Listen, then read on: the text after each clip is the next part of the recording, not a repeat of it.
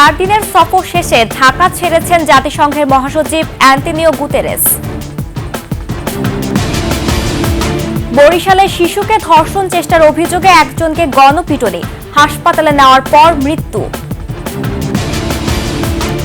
ইয়েমেনে যুক্তরাষ্ট্রের সামরিক অভিযানে 24 জন নিহত, যুদ্ধাপরাধ বলছে হুথি।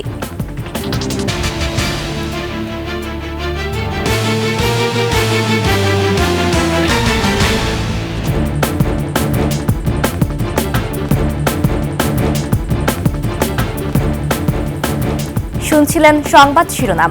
আমন্ত্রণ 21 সংবাদে, সাথে আছি আমি জান্নাতুল বুশরা। দর্শক, 21 টেলিভিশনের সংবাদ একসাথে সরাসরি দেখতে পাবেন আমাদের ফেসবুক পেজ www.facebook.com/2124 অনলাইনে। এছাড়া সাবস্ক্রাইব করতে পারেন www.youtube.com/21etv চ্যানেলে। 4 দিনের সফর শেষে ঢাকা ছেড়েছেন জাতিসংঘের মহাসচিব অ্যান্টোনিও গুতেরেস। সকাল 9:55 হযরত শাহজালাল আন্তর্জাতিক বিমানবন্দর ত্যাগ করেন তিনি। এর আগে বৃহস্পতিবার বিকেলে শাহজালাল আন্তর্জাতিক বিমানবন্দরে পৌঁছলে তাকে স্বাগত জানায় পররাষ্ট্র উপদেষ্টা তৌহিদ হোসেন। এ সময় জাতিসংঘ মহাসচিবের হাতে ফুল তুলে দেয় শিশুরা। সফরের দ্বিতীয় দিন কক্সবাজারের রোহিঙ্গা ক্যাম্প পরিদর্শন করেন জাতিসংঘের মহাসচিব।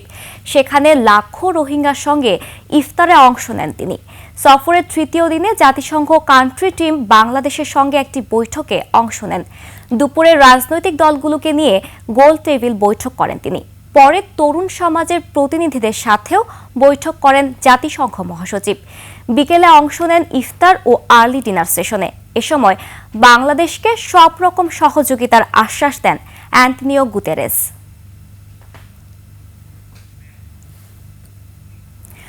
বাংলাদেশ প্রকৌশল বিশ্ববিদ্যালয়ের ছাত্র আবরার ফাহাদকে নৃশংসভাবে পিটিয়ে হত্যা মামলায় দণ্ডিত আসামিদের ডেথ রেফারেন্স ও আপিলের রায় আজ।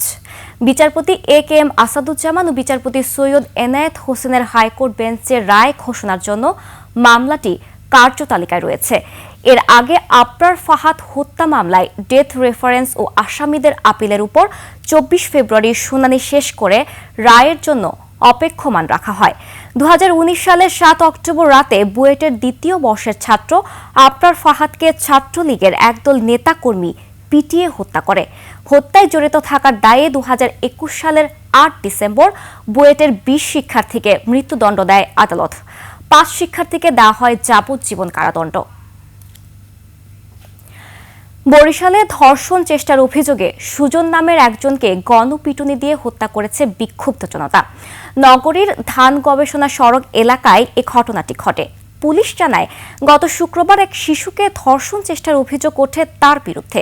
এ ঘটনায় সুজনকে আসামি করে মামলা করে শিশুটির মা। শনিবার তাকে আটক করে গণপিটুনির পর পুলিশের কাছে হস্তান্তর করে স্থানীয়রা।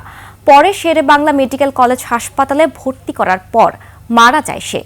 তবে সুজনের পরিবারের দাবি, মাদক বিক্রি করতে রাজি না হওয়ায় তাকে ফাঁসানো হয়েছে। পরে টাকার বিনিময়ে মীমাংসার প্রস্তাবেও রাজি না হলে সুজনকে পিটিয়ে হত্যা করা হয়। ফোন পাইছি যে গণপিটুনি দেওয়া হয়েছে, পরে আমরা ঘটনাস্থলে তার উদ্ধার করে নিয়ে আসি এবং মেডিকেলে ভর্তি করি। পরে মেডিকেলে সে মারা যায়। কন্ট্রোলে আনিয়ে ফেলছি, কারণ এরা আবার আর কি ও যায় না দেখে কিছুদিন ধরে এরা আবার কইতেছে যে তোমরা তুই আস না কামাক করে এই বিল ওই বিল আর কি এরপর মাইট দূর করছে ওরা। যে ও কইছে ভাই তোমার লাগে আমি আর যাবো না, আমার বিভিন্ন সাবজেক্টে আছে এরকম করতে আসি। আমরা চাই যে এটা ডিএনএস শেষ হোক, এটা যদি বাস্তব হয় তাহলে আমরা আর কোনো বিচার সামনে বিচার হয়ে গেছে। কক্সবাজারের টেকনাফে নাফ নদ থেকে বিভিন্ন সময়ে ধরে নিয়ে যাওয়া 26 জেলেকে আরাকান আর্মির কাছ থেকে ফেরত এনেছে বিজিবি। টেকনাফ পৌরসভার চৌধুরীপাড়া সংলগ্ন টেকনাফ মিয়ানমার ট্রানজিট জেটি ঘাট দিয়ে জেলেদের ফেরত আনা হয়। টেকনাফ 2 বিজিবি ব্যাটালিয়ন অধিনায়ক লেফটেন্যান্ট কর্নেল আশিকুর রহমান এ তথ্য নিশ্চিত করেছেন। তিনি বলেন, জেলেদের তথ্য সংগ্রহ করা হচ্ছে, পরে তাদের স্বজনদের কাছে হস্তান্তর করা হয়। এছাড়া বাকিদেরও ফেরত আনা হবে বলে জানান তিনি। এদিকে ফেরত আনা জেলেরা জানান, মিয়ানমারে অর্ধশতাধিক জেলে রয়েছে। নৌকা নিয়ে মাছ শিকার করে ফেরার পথে লাইখানদিয়া ও বাংলাদেশ সীমানা থেকে আরাকান আর্মি তাদের ধরে নিয়ে যায়। কিশোরগঞ্জের ভৈরবে একটি আশ্রয়ন প্রকল্পে 24টি পরিবারের বসবাস। দীর্ঘদিন ধরে টিউবওয়েল ও বিদ্যুতের প্রিপেড মিটার নিয়ে চরম দুর্ভোগে আছে পরিবারগুলো। তাদের অভিযোগ, বিভিন্ন দপ্তরে ধর্ণা দিয়েও হয়নি কোনো সমাধান। ভৈরব প্রতিনিধি ইসফাক আহমেদ বাবুর তথ্যচিত্রের ডেস্ক রিপোর্ট। কিশোরগঞ্জের ভৈরব উপজেলার গজারিয়া ইউনিয়নের নামাপাড়া গ্রাম, যেখানে সরকারের দেয়া আশ্রয়ণ প্রকল্পে প্রায় শতাধিক মানুষের বসবাস। এসব পরিবারের মাত্র 3টি টিউবওয়েল থাকলেও ঠিকমতো ওঠে না পানি। পাশের নদী ও খালের পানি সংগ্রহ করে চলে দিন যাপন। হতে পারে না, এত কষ্ট লাগে, মানে বিল লাগে থাকে। পানি সবার একটু ডাক লাগে আর দুদিন পর পরে নষ্ট হয়ে যায়। আমরা টেবিলতে পানি উড়ে খাইতে পারি না, এখন আমরা ধানের ওগুলা চাল দিয়ে দিতেন, আমরা রোহুগার হইতো। এছাড়া প্রতিটি ঘরে বসানো হয়েছে বিদ্যুতের প্রিপেইড মিটার, যা এখন গলার কাটা। বাসিন্দাদের অভিযোগ, এসব মিটারে রিচার্জ করলেই কেটে নেয় অর্ধেক টাকা, তাই মোমবাতি তাদের ভরসা। অনেক মিটারের নেগা তো আমরা কি হরুম বাবা, আমরা অসহায় মানুষ, আমরা কি হতাম। টাকার জন্য কারণ আনতে পারে না, তারা মোম ধরাবে। এদিকে দ্রুতই সমস্যার সমাধানের আশ্বাস দিয়েছেন উপজেলা নির্বাহী অফিসার। ঊর্ধ্বতন কর্তৃপক্ষের পরামর্শ মোতাবেক তাদের জন্য আমাদের যে করণীয় সেটা নির্ধারণ পূর্বক তাদের এই পানির সমস্যা সমাধানের জন্য ব্যবস্থা গ্রহণ করব। দরিদ্র জনগোষ্ঠীর আশ্রয়ণ কেন্দ্রগুলোতে জীবনযাপন হবে সহজ ও সুন্দর, এমনটাই প্রত্যাশা সবার। মহিমা পলি, ডেস্ক রিপোর্ট, 21 টেলিভিশন। ইয়েমেনে হুতিদের বিরুদ্ধে যুক্তরাষ্ট্রের ব্যাপক হামলায় নিহত হয়েছে অন্তত 24 জন। ট্রাম্প ক্ষমতা গ্রহণের পর হুতিদের বিরুদ্ধে এটি সবচেয়ে বড় সামরিক অভিযান। এদিকে এমন সময় হামলা শুরু হলো যখন তেহরানকে পারমাণবিক কর্মসূচি নিয়ে আলোচনায় বসানোর চেষ্টা করছে ওয়াশিংটন। অপরদিকে যুক্তরাষ্ট্রের এই হামলাকে যুদ্ধাপরাধ বলে মন্তব্য করেছে হুতি রাজনৈতিক ব্যুরো। আফসানা নীলার ডেস্ক রিপোর্ট। ট্রাম্প ক্ষমতা গ্রহণের পর মধ্যপ্রাচ্যের ইয়েমেনে হুতি বিরোধী অভিযানের অংশ হিসেবে সবচেয়ে বড় হামলা চালালো মার্কিন যুক্তরাষ্ট্র। হামলায় ইয়েমেনের রাজধানী সানায় অনেকেই হতাহত হয়েছে। শনিবার শুরু হওয়া এই হামলা কয়েকদিন, এমনকি কয়েক সপ্তাহ চলতে পারে বলে জানিয়েছে ওয়াশিংটন। লোহিত সাগরে চলাচলকারী ইসরায়েলি জাহাজে হুতি বিদ্রোহীদের হামলার প্রতিবাদে এই সামরিক জবাব দেয়া হয়েছে বলে জানায় পেন্টাগন। হুতিরা না থামলে তাদের উপর নরকের বৃষ্টি হবে বলে হুঁশিয়ারি দিয়েছেন ট্রাম্প। হুতিদের প্রধান পৃষ্ঠপোষক ইরানকেও হুমকি দিয়েছেন ট্রাম্প। বিদ্রোহী গোষ্ঠীকে সহায়তা দেয়া বন্ধ করতে তেহরানের প্রতি আহ্বান জানিয়ে তিনি বলেছেন, ইরান যদি যুক্তরাষ্ট্রকে হুমকি দেয় তাকেও জবাবদিহির আওতায় আনা হবে। এদিকে হুতি রাজনৈতিক ব্যুরো যুক্তরাষ্ট্রের হামলাকে যুদ্ধাপরাধ বলে মন্তব্য করেছে। যুক্তরাষ্ট্র ইয়েমেনের উত্তর দিকে সাদা প্রদেশেও হামলা চালাতে পারে বলে আশঙ্কা করা হচ্ছে। আফসানা নীলা, ডেস্ক রিপোর্ট, 21 টেলিভিশন। নিচ্ছি সংবাদ বিরতি। যখন ফিরছি তখন অন্যান্য সংবাদের সঙ্গে আরো যা থাকছে। নিউজিল্যান্ডের বিপক্ষে সিরিজের প্রথম টি-20তে 9 উইকেটে হেরেছে পাকিস্তান। আবারও আমন্ত্রণ 21 সংবাদে। পুলিশকে গুলি করে পালানো চট্টগ্রামের শীর্ষ সন্ত্রাসী সাজ্জাদ হোসেন ওরফে ছোট সাজ্জাদকে গ্রেফতার করেছে তেজগাঁও থানা পুলিশ। রাজধানীর একটি শপিং মল থেকে তাকে গ্রেফতার করার কথা নিশ্চিত করেছে তেজগাঁও থানার ভারপ্রাপ্ত কর্মকর্তা মোবারক হোসেন। তিনি জানান, বসুন্ধরা শপিং মলে কেনাকাটা করার সময় তাকে গ্রেফতার করা হয়। এর আগে চট্টগ্রাম নগরীর বায়েজিদ বোস্তামি থানার ওসিকে প্রকাশ্যে পিটানোর হুমকি দিয়ে আত্মগোপনে চলে যায় সাজ্জাদ। পরে তাকে ধরিয়ে দিতে পুরস্কারও ঘোষণা করে পুলিশ। সাজ্জাদের নামে হত্যাসহ চট্টগ্রামে একাধিক মামলা রয়েছে। বসুন্ধরা সিটি শপিং মলে চট্টগ্রামের শীর্ষ সন্ত্রাসী ছোট সাজ্জাদ তার ওয়াইফকে নিয়ে শপিং এ আছে। ওখান থেকে আমাদের একজনের সংবাদ দেয় মোবাইল ফোনে, এবং আমি দ্রুত ঘটনাস্থলে যাই।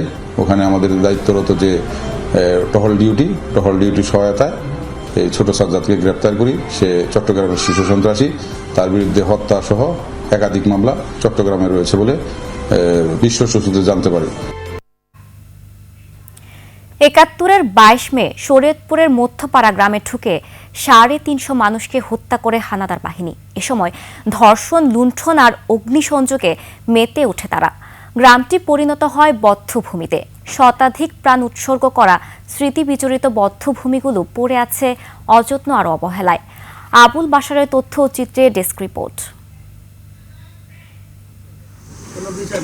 1971 সালের 22 মে পাকিস্তানি সেনারা শরীয়তপুরের প্রথম হামলা চালায়। ওই দিন হিন্দু অধ্যুষিত এলাকা সদর উপজেলার মধ্যপাড়া, আঙ্গারিয়া, কাশাভোগ, নীলকান্দি, মনোহর বাজার, রুদ্রকর ও ধানুকা গ্রামে হামলা চালায় সেনারা। পাখির মতো গুলি করে নির্বিচারে নারী, পুরুষ ও শিশুসহ 350 মানুষকে হত্যা করে তারা। 4 শতাধিক ঘরবাড়ি পুড়িয়ে দেয় হানাদাররা। পরে নিহতদের মরদেহ রাখা হয় মধ্যপাড়ার বধ্যভূমিতে। আশেদ আলী চৌকিদার, রুবুল্লা মাস্টার এবং আমাদের এলাকার কিছু রাজাকার তারা মধ্যপাড়া, দক্ষিণ মধ্যপাড়া আক্রমণ করে। বর্তমানে এই বধ্যভূমিটি শিয়াল কুকুর আর গরু ছাগলের বিচরণ ক্ষেত্রে পরিণত হয়েছে। তাই শহীদদের স্মৃতিবিজড়িত স্থানটি অক্ষুণ্ণ রাখার দাবি মুক্তিযোদ্ধা ও স্থানীয়দের। আমার গণায় 12 জন মুক্তিযোদ্ধা, এই জায়গায় 8 জন, ওই নামাজ দিলাম 4 জন, 12 জন মুক্তিযোদ্ধা।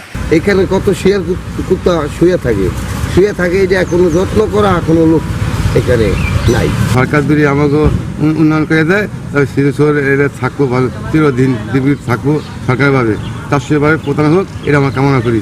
সে বছরের 15 সেপ্টেম্বর ডামুড্ডা উপজেলায় হানাদারের সাথে সম্মুখ যুদ্ধে শহীদ হন 12 জন মুক্তিযোদ্ধা। পরে তাদের ভেদরগঞ্জ উপজেলার মহিষার গ্রামে গণকবর দেওয়া হয়। এই মহিষার দিঘি আছে, দিঘির পশ্চিম দক্ষিণ পাড়ে এখানে এনে গোসল করাইয়া, তখন একজন আলেমানিয়া গোসল করাইয়া তারপর তাকে এখানে মাটি দেই। এছাড়া হানাদারদের ঘাঁটি মাদারীপুরের AR হাওলাদার জুট মিলসে শরীয়তপুর থেকে 2 শতাধিক নারী পুরুষকে তুলে নেওয়া হয়। সেখানে হত্যা, ধর্ষণ ও নির্যাতন চালায় পাকিস্তানি সেনারা।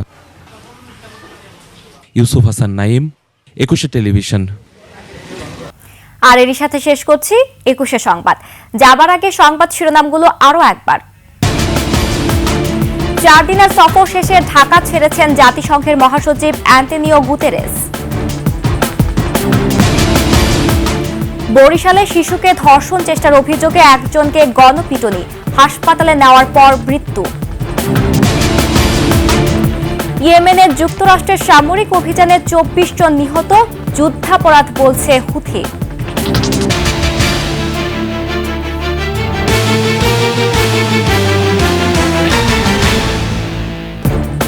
সর্বশেষ সংবাদ জানতে ডায়াল করুন 2021 নম্বরে আর ভিজিট করুন 21-tv.com ওয়েবসাইটে।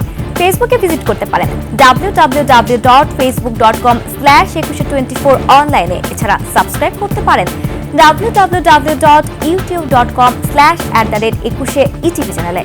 এতক্ষণ সঙ্গে থাকার জন্য ধন্যবাদ। পরবর্তী সংবাদ দুপুর 2টায় দেখার আমন্ত্রণ রইল। 21-এর সাথেই থাকুন।